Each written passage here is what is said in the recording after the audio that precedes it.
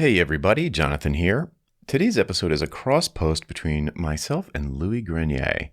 Louis had me on Everyone Hates Marketers to go behind the scenes on how I run my business. It's kind of weird, so you might be interested in it.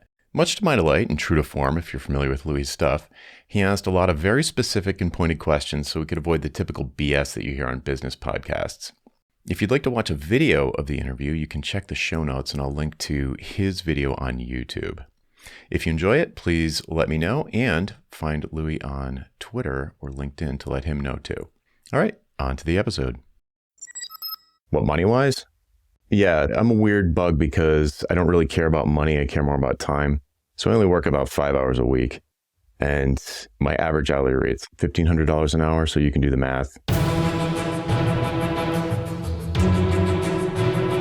Bonjour, and welcome to another episode of EveryoneHatesMarketers.com, the no-fluff, actionable marketing podcast for people sick of marketing bullshit. In today's episode, you will learn how to increase profit without selling more hours, and the behind the scenes of business that I've been dying to know about in details for the last decade, maybe 5 years at least. My guest today is the secret twin brother of the billionaire from Marvel, Tony Stark. He has more podcasts than I have pair of socks, true story. He's a farmer and a software developer on a mission to get rid of hourly billing. And he runs a very cool business that I'm dying to know more about. So I'm going to use that episode to be selfish and to learn everything about it. He's the author of Hourly Billing is Nuts as well, writes a daily newsletter. He's the inspiration behind why I started mine. Jonathan Stark, welcome. Thanks for having me. Glad to have you back in podcast land. Thanks. I missed it. I'm very excited to be here. It's one of those things where you need to let go of it to miss it, to understand how much you like it and how much others enjoy it as well. The reason why I stopped is at first I started doing solo episodes where I compiled former episodes into kind of this mix of a specific topic from voices from different people. And I lasted like 17 episodes and I fucking hated it, right? So I just didn't like the narration, me talking to the mic, looking at myself. It's hard. The solo shows are hard. Yeah, it's really tough. Like I saw an advice today on Twitter saying, if you're new to podcasting, start with solo shows. And I think that's the stupidest advice. And then I had my daughter and I stopped. So it's been almost 2 years that I hadn't recorded any new kind of interview episode like that. So yeah, now it's good to be back, man. And I feel I needed the break, but now I feel like I'm in a different... Yeah, it's getting better. Anyway, it's not about me, it's about you. So I think people know you. I think you've been around for a while. I'm not saying you're old, you're older than me at least. You've been around for a while and you've been very consistent about the mission you've been fighting against, like the thing you've been fighting against. I'm not saying this is not interesting, and for sure we can talk about it. But what interests me the most right now is the business you're running and the behind the scenes and how you've achieved it, right? So why don't we start with Jonathan Stark, the secret twin brother of the billionaire, right? And talk about before all of this, before the business that you have that has many different components. Who were you? Sure. If we just go back to the previous life, not 2 or 3 lives ago, I graduated with a music degree. So I have a whole, I was a musician for a decade. I was a coder for a decade. I was a consultant for a decade. And now I'm into my coaching decade. And so the previous one was consultant, and that I had been a coder, and the iPhone came out and I was instantaneously like, okay, that's all I'm doing from now on. That just completely captured my imagination. And as soon as it was available, I got one. I took it apart, digitally speaking, and I was a web developer at the time. So I wanted to find out how to make websites amazing on this thing because they stunk. If you might not remember, but like the New York Times was the website in the demo that they did, and it stunk. It was like terrible. It's like, oh, you can tap on a paragraph. I wasn't born when the first iPhone was released, actually. Is that right? Anyway, I just was obsessed with that immediately. It was a eureka moment. And it was brand new, so nobody knew more about it than me, really, unless you worked at Apple. So I just completely learned everything I could about mobile Safari, which was the browser at the time. And there was no Android. It was just that. And so I really focused in on that. And I wrote a book for O'Reilly. I was talking to a senior editor at O'Reilly at a social event, and he was like, oh, I had written books before. And he was like, oh, you got another book in you? And I was like, actually, I do. I've been thinking about doing a book on the iPhone and how to build apps for it using HTML, CSS, and JavaScript. And he was like, oh, well, let me run it up the flagpole and see what happens. And 2 days later, I had a book deal with O'Reilly. And that book was it was timed beautifully. It was very successful. It was translated into 5 or 7 languages. I don't know. It was translated, sold all over the world. And I launched a consulting business essentially off of the back of that book. So I became speaking every month. I was flying around to speak somewhere. And I was getting all of the cutting edge leadership type people, CTOs and founders, and even Fortune 500 companies were starting to finally get the message like, wow, this iPhone thing is going to be really big. And this was like 2 years after it came out, but the enterprises were finally like, oh, everywhere I look, somebody's on an iPhone. Maybe we should make our website look good on one of these things. Yeah. So then I just writing, speaking, and consulting, and it was great. So I wasn't coding for money anymore. I was basically giving people advice. Yeah, it's being paid to think instead of doing is much better, huh? Yeah, I just spent all my time researching. So as of today, this interview is taking place in 2023. How much did you generate in the last 12 months with your business entirely? What, money-wise? Revenue. Yeah, I'm a weird bug because I don't really care about money. I care more about time. So I only work about 5 hours a week. And my average hourly rate's $1,500 an hour, so you can do the math. But no, I can't. So times that's 7,500 times 4. That's around 30 grand times 12, 360 grand. Yeah, that's about right. Yeah, I think last year I did that. Maybe it was 400. But hold on. So you said you only work 5 hours a week. Yeah. But what does work mean? Because is that work, what we're doing now? No. Okay. I wouldn't count this work. This is hardly work. Like anything that is a one-on-one client engagement. Okay. Got it now. Okay. Yeah. But overall, because let's explain your business model a bit, at least from what I can gather, and please correct me if I'm wrong. Sure. You have group coaching community that anyone can join for $99 a month at this stage, right? Where you coach people every week? No, every other week I'll do like a office hours kind of thing, but it's mostly Slack, yeah. Then you have courses, and like you do those not temporary, but look, explain. Why don't you explain? Because I fucking, the challenge is like, for example, I took your course about how to send daily emails, basically, right? Right. So you do those kind of stuff. Yeah, those are workshops, and they're sort of cohort-based online workshops that you can do. You do in Slack, they drip out over time, and I mapped them on the structure of the marketing seminar that I took with Seth Godin. I'm sure your Seth interview is the best one I've ever heard, by the way. Thank you. And I was like, I love this structure of these workshops. There's a community, but it's not this binge watch thing where you can just go through everything like it's an infotainment and then never do anything about it. So it like drips out over time. And so I emailed him. I'm like, is it okay if I copy this structure for my own content? And he was like, yeah, go for it. I want people to copy it. So I created a really big course called the Pricing Seminar that's 12 weeks long. And that's a real marathon. And each week has a theme. So I broke that up into a series of individual workshops in case people just wanted to learn how to podcast or how to do a daily mailing list or how to write proposals better, how to create systems in their business. So I've got 4 or 5 of these workshops that launch one a month all year round. Let's tally everything together here. Yep. So how much revenue is the business generating through all of those products and services? I mean, you can give me a ballpark. You don't have to tell me the exact number. Yeah, it's 400 grand working 3 or 4 or 5 hours a week. Great. I calculated last year, if I worked 40 hours a week, I would have done like 2.5 million. But how many people do you have on your group coaching, for example, at the minute, roughly? I think there's 600. It's a little bit over 600, but a lot of them are people who are in private coaching. They get in for free. So they're not all paid right now. But yeah, there's like 600. Okay. So that's a pretty impressive business for someone who's barely doing anything, right? Are you happy?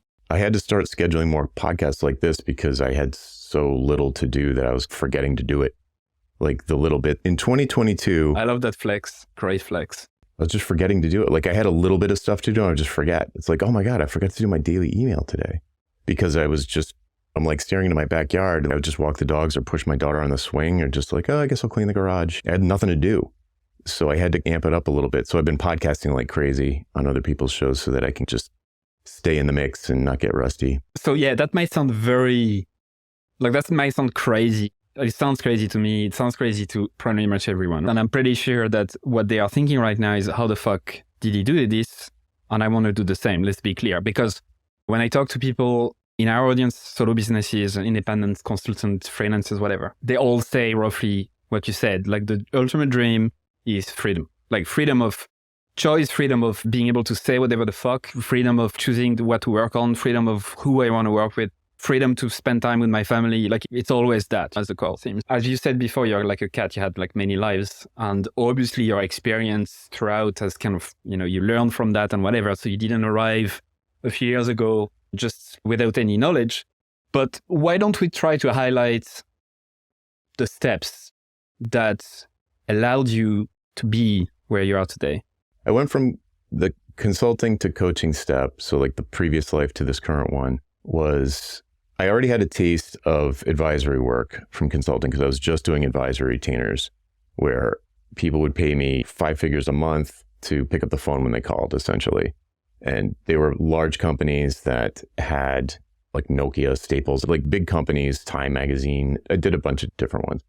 And they would have these big projects that they knew they didn't know enough about it to really undertake it on their own. So they would be like, who wrote the book on this? We want to hire that person. So then I already had this taste of having a disconnect between my time and my money.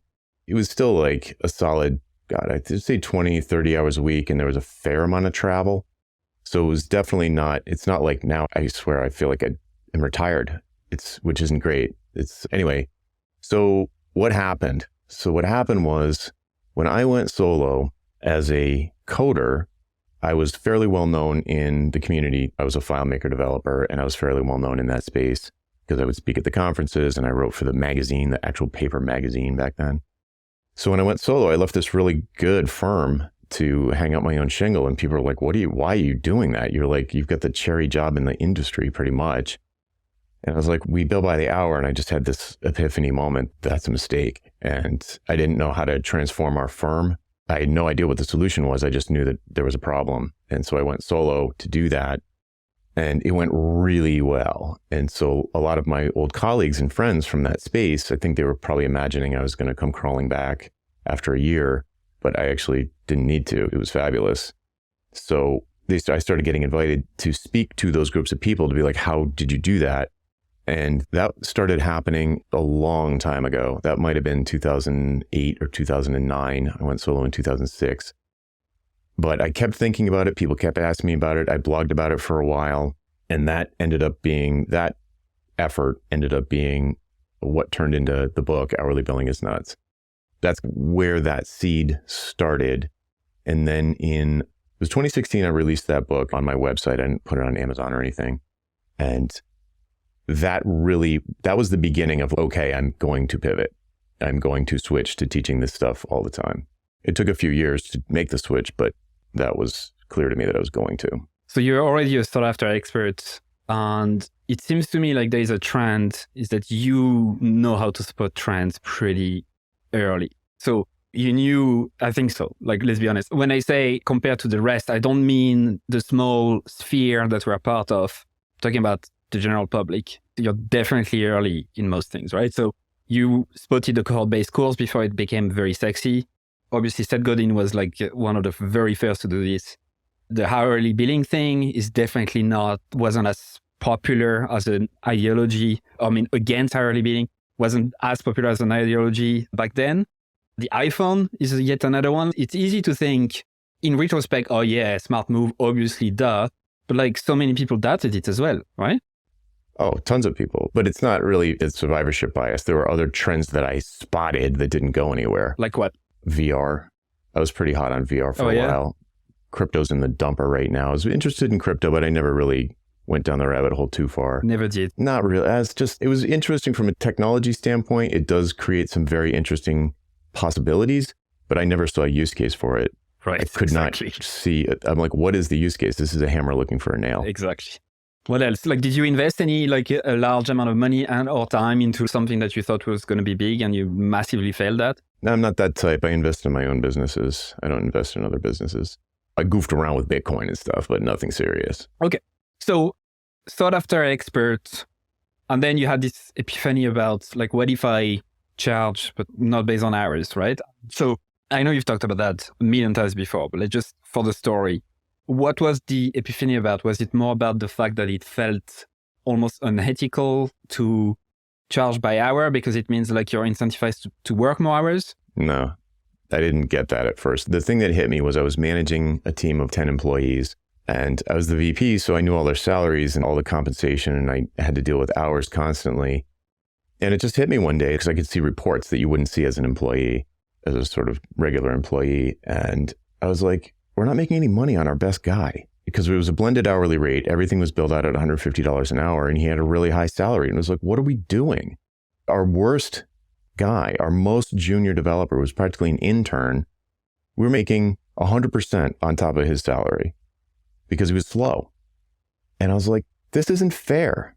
It's not fair to the developers. It's not fair to the clients. And it's creating a bad situation for us. And I was just like, wait a minute, no, I've got to be thinking about this wrong. And it took me a long time to really be like, oh, wow, trading time for money is idiotic. So there is something that is quite interesting about your story because, and please correct me if I'm wrong about my assumption, but it sounds like a lot of businesses, a lot of successful creators, business owners, solo business owners like yourself, what tends to happen is they end up teaching something about their business to others. Like it basically leads them to, like, from developer or technical person to figuring out something about their business to seeing that others are interested to basically just focusing on that. Am I dreaming, hallucinating, or? No, that's true. So I do see that a lot. You see a course about how to create online courses and stuff like that. But for me, from musician to coder was a huge identity shift. But then coder to consultant wasn't really. It was like little pivots, a lot of little pivots, like from FileMaker to PHP, and then from PHP more broadly to the web, then to the mobile web and JavaScript. These little pivots where I go farther and farther down a specific rabbit hole from a technical standpoint. But my clients really never changed. My clients were all, they got bigger and bigger over time, which value pricing kind of incentivizes you to get bigger and bigger clients because that's how you scale your business as a soloist.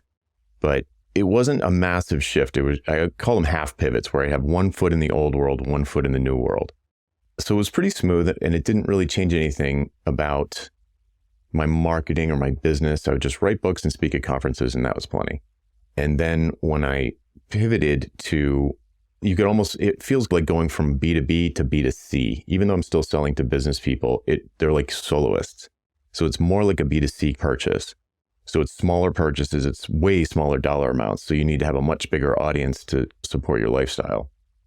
So it takes time to build that up, that was what I was doing during my transition years. So let's talk about that. Let's talk about those transition years, because I can bet that most people listening are interested in doing this or are really like in those transition period as well. Let's talk as well as the big robotic elephant in the room. At the time we're recording this, AI is absolutely like on everyone's tongue. It's massive. It's not like crypto. There is millions, billions of use cases there. I'm using it to do so many things already. It's fucking nuts. Me too. I can guarantee that it's definitely creating some identity crisis for a lot of folks. Let's try to give them advice right now. When it comes to those transition years, maybe let's try to put them into perspective of today's world, because you're old, right? Remember? What do you advise, or what did you do in those steps? How did you manage to move from B2B to B2C, basically?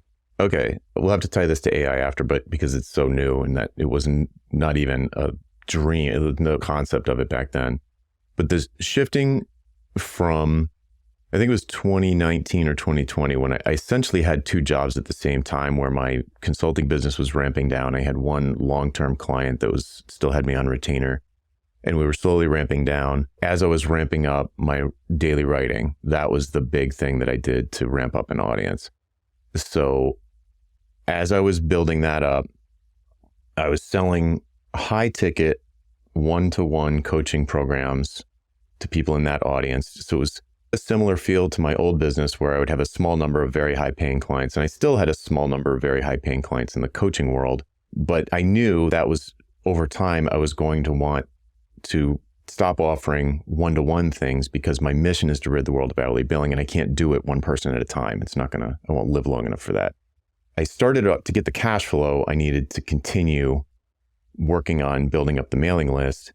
I think at the time I started doing coaching programs, it was something like $7,500 for 6 months or something like that. And now it's 25,000 for 4 months. So I would just raise it over time to decrease the demand for that, while I was able to build up the middle of the business, which was the workshops. So those are anywhere between $250 to $800 for a workshop. And as the audience got bigger, I could just get more sales there. So it turned from a small number of clients over time into a big pool of customers.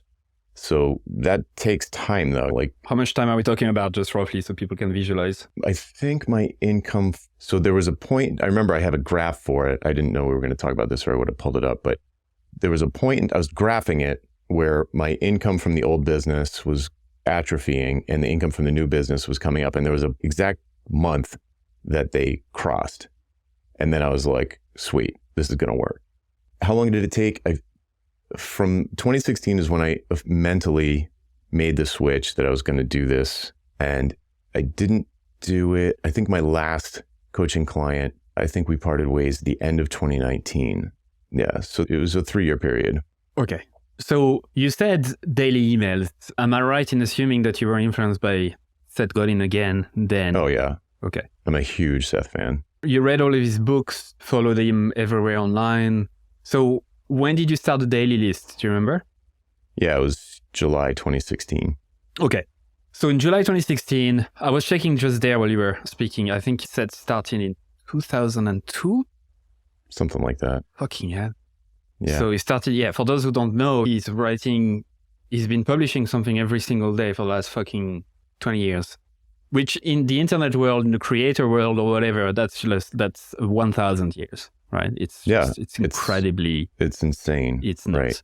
I was on his list, so I knew it was doable. And I do really short emails like he does too. Sometimes there'll be a 500 word, but I think my average is almost 250 to 300 words. So people can read it in like 60 seconds tops. It's like, you might as well just read it instead of archive it.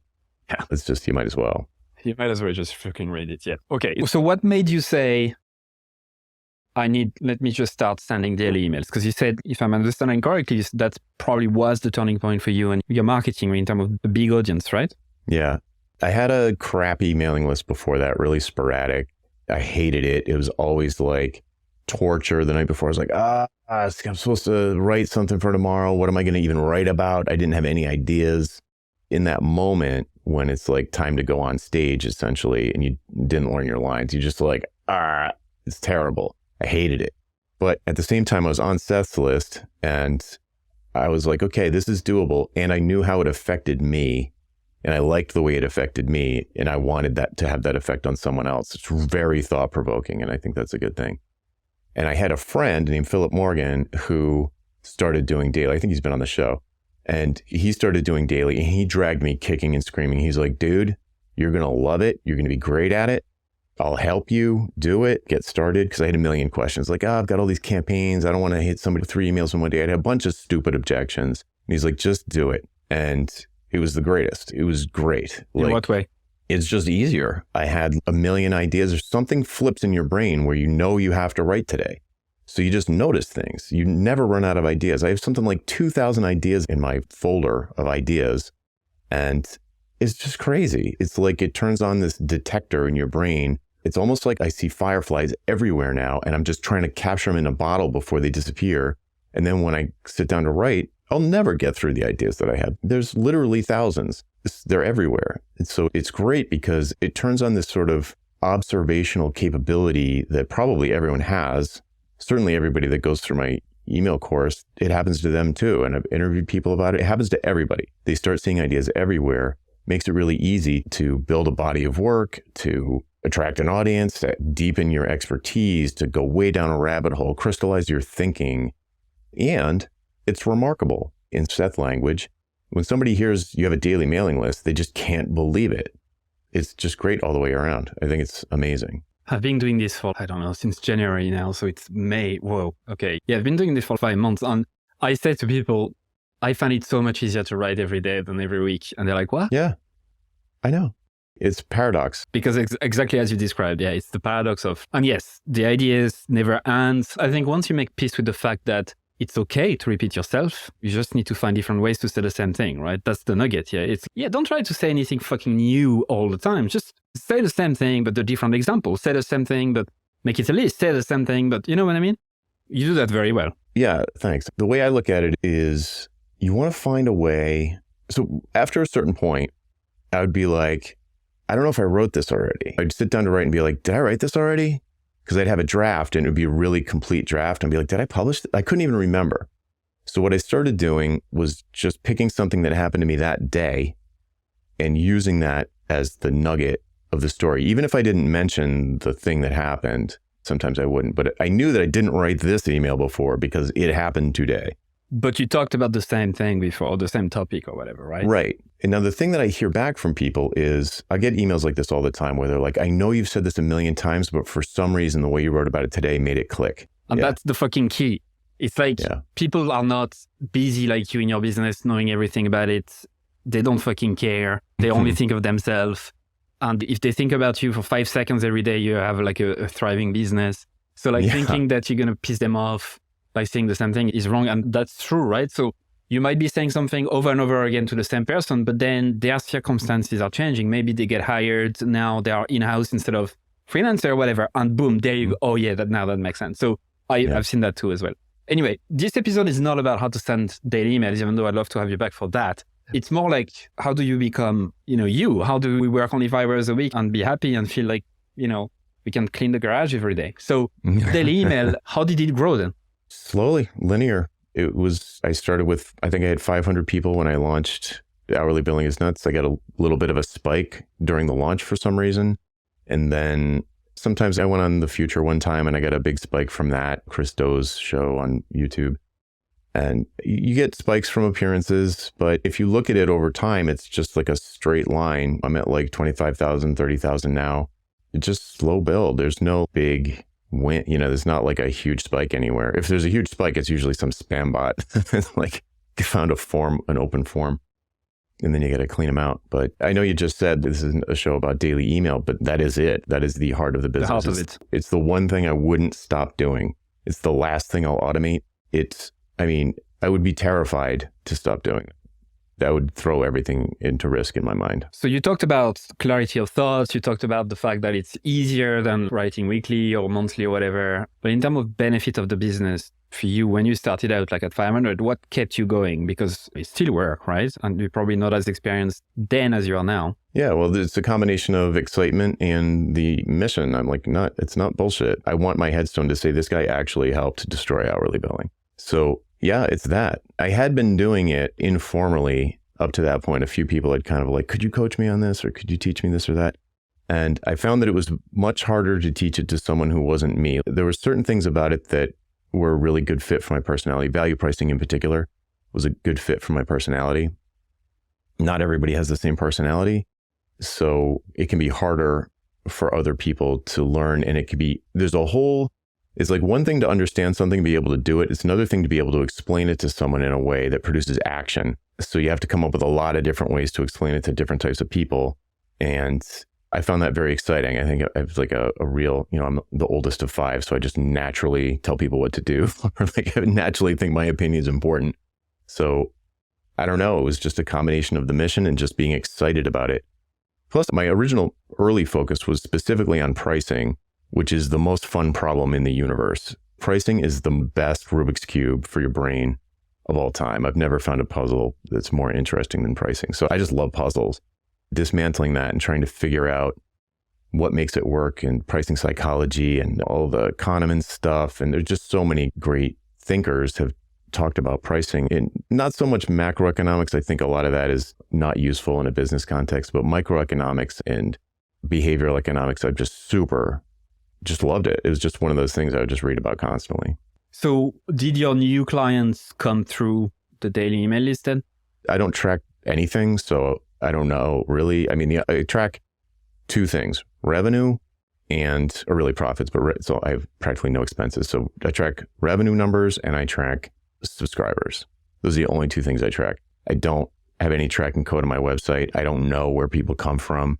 Anecdotally, for a while, I would say anecdotally, it was people from my list or a podcast but usually they're on both.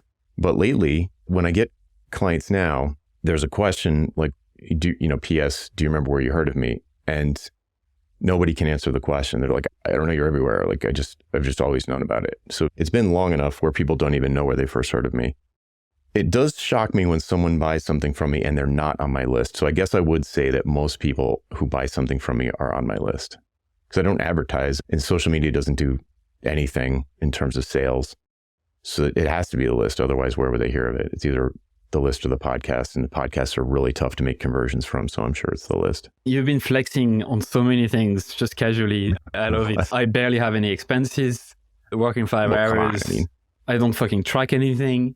But I think because you have to talk a bit of marketing lingo, you have such a heavy top of the funnel where you have the flywheel going now. Everyone knows about you, right? You're in the podcast, whatever, that you don't need to worry about the rest. And I say that all the time, but I've never seen a thriving business that didn't have that. It's like once you have this new pool of people discovering about you naturally, then you don't need to track shit under. Like it's just, I worked for Hotjar for a while.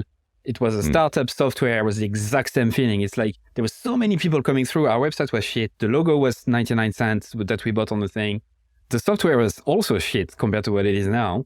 And yet it was growing and growing and growing. So once you have that, you're in demand, right? There's demand for that stuff. Yeah, it's so easy to say that. There's no moment where you're like, oh, now I can stop tracking things. Like I never tracked anything. So it was always my extent of my marketing capabilities when I was doing consulting. I was just copying my ex-boss who wrote books and spoke at conferences. So I was like, and the phone would just ring like magic. It was like he planted this garden and tomatoes would just grow. And so I was like, that's what I want to do. So I'll just copy Chris and I'll write books and speak at conferences. And it totally worked. That was the extent of my marketing. I had a blog, but it was stupid and no one read it. I didn't have a mailing list, which was insane. And I just got leads. So I was extremely naive about, I wouldn't have, if you asked me, do you do any marketing? I would have said no, but that wasn't actually true. So when I started the list and I started doing coaching, I was copying Seth. I'm like, I know if I write daily, I'll make money. That's not why I wrote daily, but I knew if I just stuck with that books would come out of it and that attention would come out of it and that people would be helped. You show up every day and help them. And after a while, they're like, this is great. I'm going to give this guy $99 or I'm going to give this guy $250 to take the course or the thing or the, and I just knew it would happen. It was like no doubt in my mind. And I had income still coming in from the old business. If I didn't, I would have been really panicked. I don't know what I wouldn't have been able to do that. Like it takes a while to ramp up that kind of a business, like a product. It's basically a product business now. So that takes a while. And probably that's the key insight right here, which is maybe don't quit your job right now after listening to Mr. Stark, right? Keep it and then start, if you have time, if you can, start doing that on the side of it, just a daily writing practice. It's funny that writing is really much at the center of everything. I'm realizing it more and more now because those daily emails then can be turned into, like the most popular can be turned into like a YouTube script, it could be turned into a LinkedIn post. The replies can then be reused and it's really like it clarifies your brain so much. Sometimes what I tend to do, I don't know about you, but sometimes I don't remember what I would say in a particular scenario and I search back at what I wrote. I was like, yeah, that's it. That's the shit. Yeah, that's what you should do. Like I'm someone else. Yeah, I have two different people who one I approached, another one approached me that was like, could I train an AI on your back catalog? And I was like, hell yeah, let's do that. Because I do the same thing. I like Google myself. I'm like, I know I wrote something about this. Where was that? Was that in the pricing seminar or was it my mailing list? I just want to write the exact same thing over again. So yeah, just pull it up and like, oh, there it is. There's the answer. So it does get weird after you've got several years. You can see why Seth has switched into climate and education. He did education for a while because it's like, what's he going to talk about marketing wise? He hasn't already said. Yeah, that's actually very true. I've actually trained my own AI as well on there's a tool called Ask AI. I don't know if it'll be around when you listen to this, but it's very easy to do when you're not technical like I am. It's pretty cool. So going back to the advice we would give folks right now. So as of right now in today's context, what is the advice? Obviously, maybe speaking and books is what they should be doing, but from the context of today, what's the advice? It depends on the business model. So if you're going to have a consulting business model, speaking at conferences and writing books is tried and true. It will work. If your stuff is good, it will work. I love your suggestion. You kind of just casually mentioned, if you're at a day job and you want to start to build an audience while you're there, start a mailing list, not a blog. Start a mailing list. Or a podcast. I would do both. I would start a podcast and a mailing list. Yeah.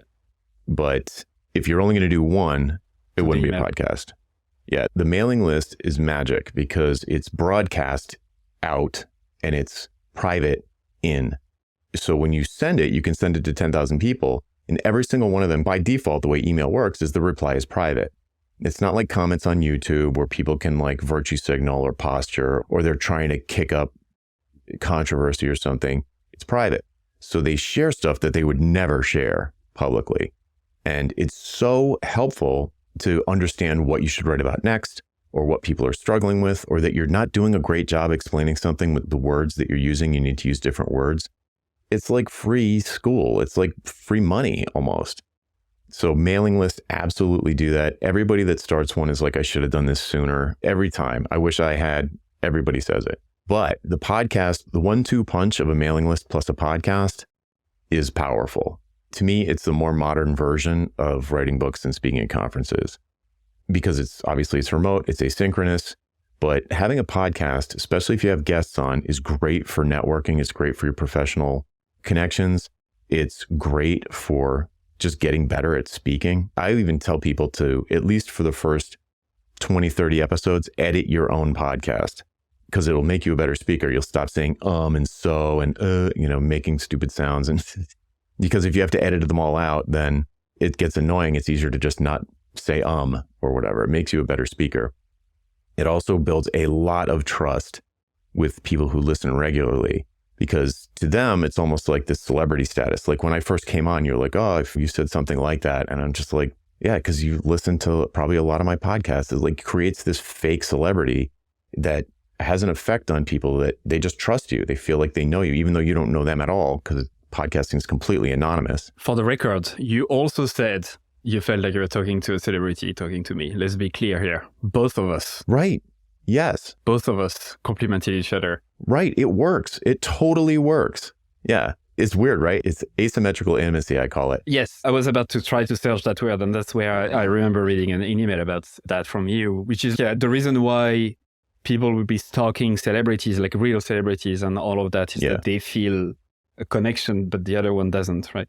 Okay, so I think we can turn that advice almost into like a first principle, because email is here to stay, podcast is here to stay, because both of them are technologies that are not owned by anyone. Exactly. Right? Any other ones, that technology that are not owned by anyone that we can put an onions on, or is that it?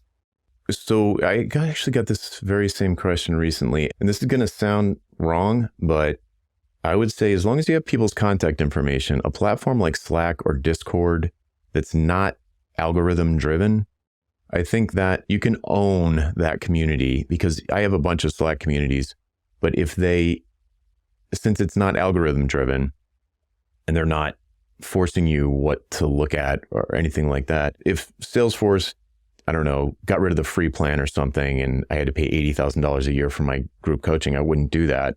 I would just switch to Discord or Circle or some other platform that's like, doesn't matter. It's just plumbing. And as long as you've got the contact information for the people, like if Slack shut down tomorrow, I've got everyone's email. So I could just be like, hey, everybody, meet me over here in Discord, or meet me over here in Discourse, or wherever, Circle.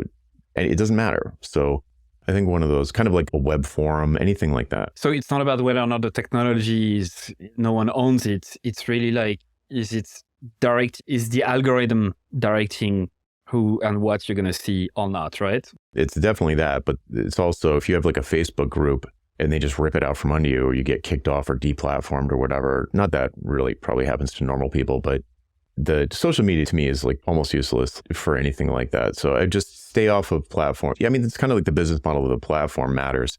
I'm pretty interested in Mastodon and the Activity Pub or whatever it's called, but I don't really care about that too much. I think email, absolutely amazing. Podcasting, absolutely amazing. And if you have some kind of plumbing style online forum, then I'd say you still own that audience. You can move that audience somewhere else very easily. That's what it is. Is the audience portable? If the audience is portable, it doesn't scare me. Okay, so what's next? So we figure out where to say things.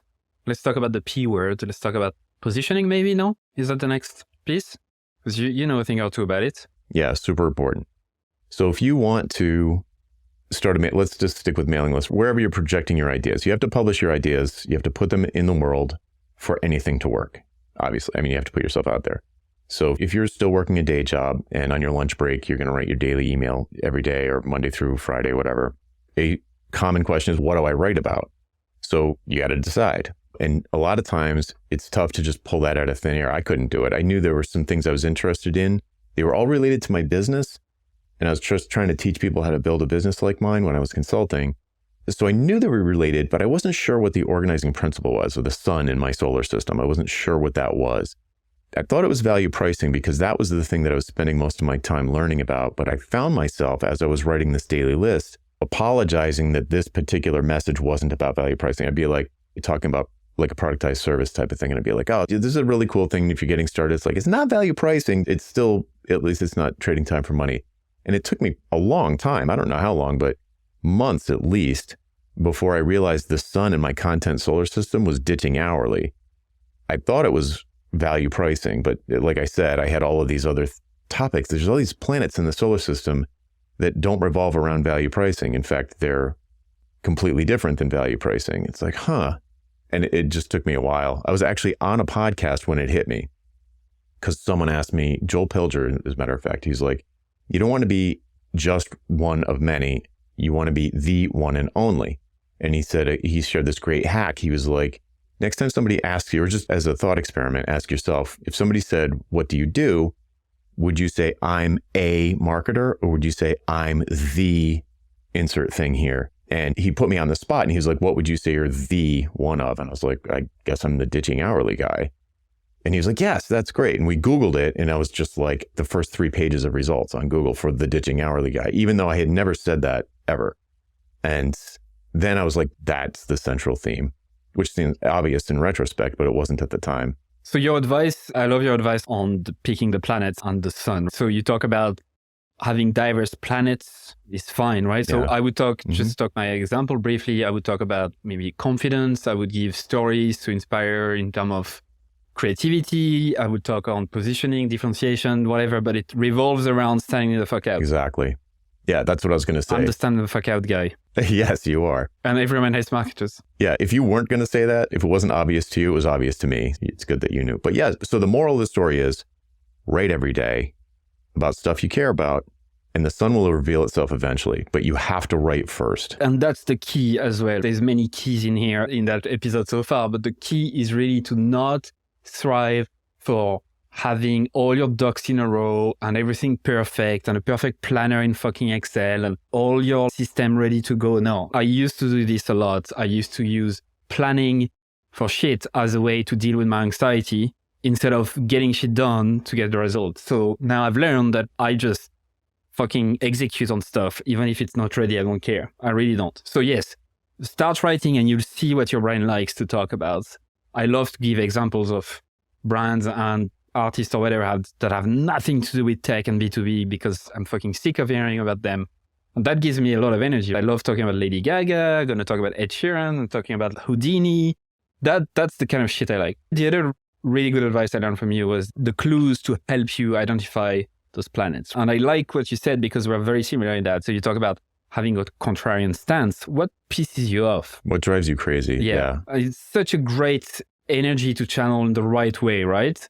It's what pisses you off is something you want to fight against, and therefore the opposite is what you can strive to be.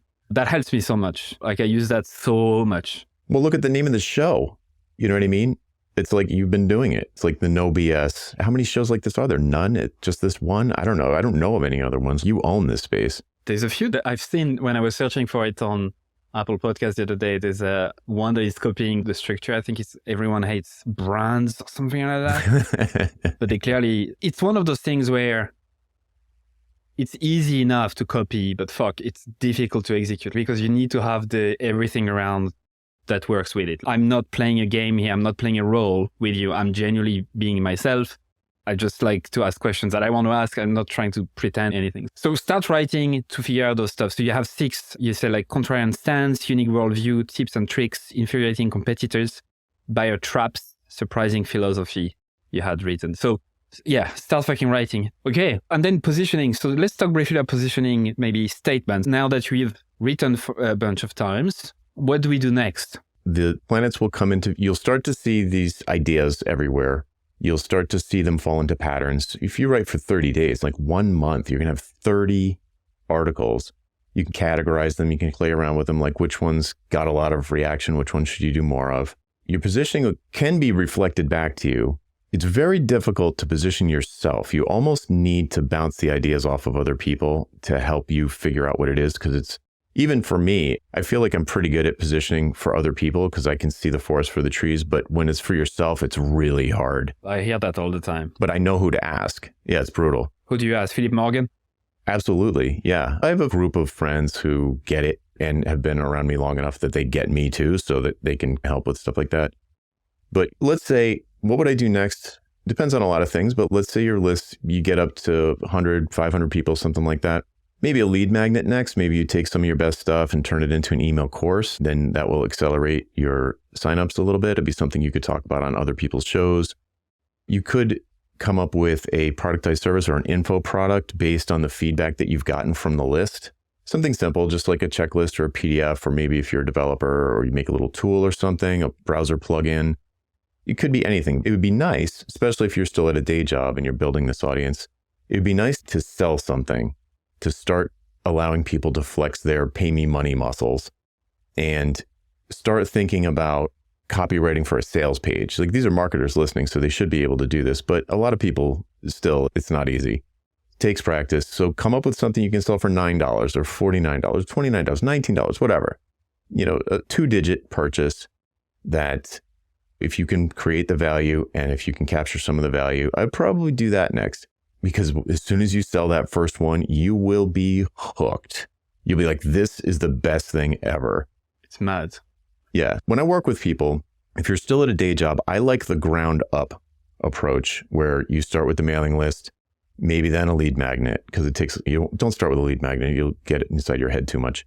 Maybe a lead magnet, then maybe a small product, then a bigger product, maybe a workshop, then you build up from the bottom. If you've been working for yourself for a long time and you're already doing like low 6 figures and you don't want to jeopardize that, then I start top down and I build a product ladder from the top down where you start with, you've been doing project work.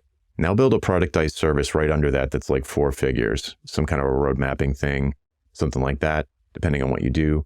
Or at the very least, put a paid phone call or strategy session or some kind of lightning round workshop thing where it's just a paid phone call. You can spin that up in a half an hour and have it on your website for sale and try and start selling that.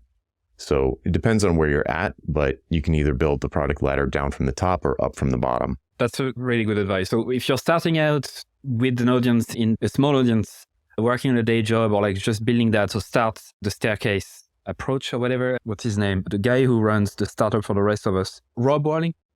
Oh, Rob. Yeah, talk about the staircase approach, which is exactly this. But you also have the other side, which is, as you said, if you make 6 figures or so, selling most of your time, really, and you don't want to jeopardize that business, then start from the other side by productivizing. Just so that everyone understands, in layman terms, when we say productivized service, what does it mean? It's a combination of a product and a service. So it's a service sold like a product, packaged like a product. When you go to CVS or the pharmacy and there's got a migraine, buy Motrin. It's got this label on the front. It's got a price tag on the front of it.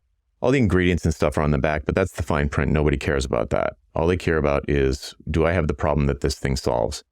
Find something. If you've been doing a lot of project work and you are starting out from that end of the spectrum, there's probably something that you usually do at the beginning of each project, maybe at the end, but usually at the beginning of each project, that's something like a design session or a strategy session or an architecture session, like something like that. An audit, right? Some kind of diagnostic with recommendations. And you can package that up and sell that. There's a lot of benefits to doing that, but that would be like an example of a productized service, like a roadmap. So what is the definition of a productized service? It's a fixed scope service that you sell at a published price on your website. And the sales page is like that label on the bottle of aspirin or Motrin or whatever. These are the benefits. This is the price. Here's what to expect. And it's not all about you. It's not all about your process. It's not all about that. It's like, here are the benefits. Here's the pain that you're experiencing. Here's the dream that you want to have. Here is a fix for it. And this is the price. So once you start selling a few of those, it's not going to change your overall revenue dramatically, but it does separate your time from your money, allows you to optimize and increase your profits by doing less and delivering as much or better value over time. And a lot of times it'll lead into project work anyway. And you can charge higher prices because they already trust you. You're the one that did the roadmap. Can you just give us a proposal? Well, I'm going to be the most expensive. No, please give us the proposal anyway. Okay. And I interviewed Alex Hillman on my Ditching Hourly show, and he exclusively did, I don't know if he still does it, but he exclusively did this as an approach. He would just roadmap. And then if he wanted the execution business that would potentially come after that, he would get it 100% of the time. So if you are doing project work, a roadmap type of first step phase is a really good next thing to build. So before I ask you the usual question at the end, I just want to share something. I took your course about building a daily email. And the biggest nugget that I got from you is not from the course itself, but from the Slack message you sent me after. If you're looking into maybe practicing your writing a bit more often than once every month or two, whatever, the best advice I got from you in that context was, and I was very worried about my weekly-ish email list starting all of a sudden to have daily stuff. And you said, I have seen two things that work poorly. One, forcing your existing weekly readers to opt in to stay on the list as you transition to daily, because I was about to do that. So thank you. And then keeping the waiting list and starting a separate daily list. So don't do any of that. Instead, just fucking start writing daily. And that's what I did. Yes, I got a bunch of unsubscribed at the start, like way higher than usual. That's normal. And I panicked. But then after 2 or 3 weeks, it started to really go down quite a lot. Yeah, exactly. But that was one of the things Philip Morgan dragged me kicking and screaming into. I was like, what about the same thing? It's like, just do it. Just do it. Stop thinking about it. What are the top 3 resources you recommend listeners today? Could be anything. Yeah, I mean, obviously anything Seth. But if you are already pretty familiar with his work, I think they're still doing the marketing seminar. He's got a couple of really things in there that opened my eyes. The 2 things in particular, one was his lesson on tension, and the other one was a lesson on positioning yourself. And he talks about positioning in a very different way. It was more like finding an axis that none of the competition is competing on and making that your axis. Very interesting. Worth the price of the whole thing just for that video. And I've never seen him talk about it anywhere else. So the marketing seminar is one. There's a book called How to Measure Anything by Douglas Hubbard, which is mind-altering. I was never the same after I read that book. It's super critical to understand the concepts in that book if you're going to try value pricing, which we haven't really talked about today. But if you are going to do that, then that's super important. But in general, in business, you need to measure intangibles all the time. And my audience is very engineering mindset, so they feel like if they can't measure something exactly, why bother? But you have to get over that because you're never measuring anything exactly. You're always measuring it enough for the decision that you're about to make. So you just need to measure it enough. And there's no, like, you don't know how tall you are. No one does exactly, but it's 6'1" close enough. That's like close enough for any reason you would ask. That book is great. And then The Ultimate Sales Letter by Dan Kennedy is like a legendary sort of direct marketing copywriter. And I think everybody listening to this should be writing every day, or at least a lot more than they probably are. Getting better at writing will never go out of style, AI notwithstanding. So that book, specifically for copywriting, that book, it's almost like uranium. There's like danger in there. There's like some black hat stuff that you might want to stay away from, but that guy knows copywriting. So if you want to get better at copywriting, sales pages, direct mail, offers, it might seem a little dated, but it's solid gold. It is. Cover to cover. Great. That's, really good stuff. And obviously, if you want to learn more about why you should ditch hourly billing and all of that, please just Google Mr. Stark. No, you'll get the other one. So Google Jonathan Stark and you'll find him. Obviously, I didn't want to talk about it too much today because I feel like they can read about it pretty fast from you. And the information that you shared today, I don't think you've really shared that much around. So I'm happy about the choice. So yeah, where can people connect with you and learn more from you? Do they just have to Google you? If you did want to find out what I was talking about with value pricing, you can go to valuepricingbootcamp.com. And there's a free email course that'll take you through it pretty quickly. But yeah, it feels like a cop-out to say, just Google me. If you go to jonathanstark.com, right at the top, there's like first time here, and there's like a bunch of popular links so you can choose your own adventure. Well, man, thank you so much for your time. It was great. My pleasure. Anytime.